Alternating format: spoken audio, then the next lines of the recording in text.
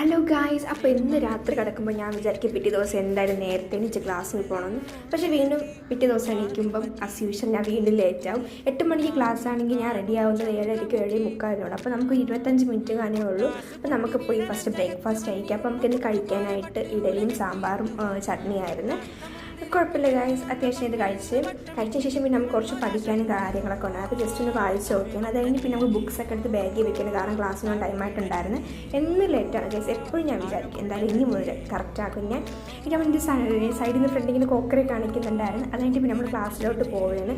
ഇങ്ങനെ ക്ലാസ്സിൽ പോകുമ്പോൾ എടുക്കുന്ന വീഡിയോ ആണ് ഗൈസ് ഇതൊക്കെ. അപ്പോൾ ഞാൻ ഇന്നിട്ട് ഔട്ട്ഫിറ്റ് നിൽക്കുന്ന ഓൺലൈനിൽ നിന്ന് വാങ്ങിച്ചൊരു ക്രോപ്പ് ടോപ്പാണ്. ഞാൻ ഇങ്ങനെ വീടെടുത്ത് വീഴാൻ പോയി ഗൈസ്.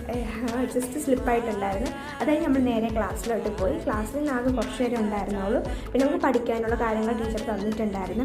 അതൊക്കെ പഠിപ്പിച്ചുകൊണ്ടിരിക്കുമ്പോഴേ എൻ്റെ ഫ്രണ്ട് അവിടെ നിന്ന് പറയും, ഈ രാവിലെ ഇഡലിയോ കഴിച്ച് എനിക്ക് വിശക്ക്, നമുക്ക് എന്തെങ്കിലും കടയിൽ പോയി കഴിക്കാം. ഇത് കേൾക്കേണ്ട താമസം ഞാൻ ഇതിനെന്താ നമുക്ക് പോകാമല്ലോ. അങ്ങനെ ഇപ്പോൾ നമ്മൾ ബാഗൊക്കെ ഹോസ്റ്റലിൽ വെച്ചിട്ട് നമ്മൾ നേരെ കടയിലോട്ട് പോവുകയാണ്.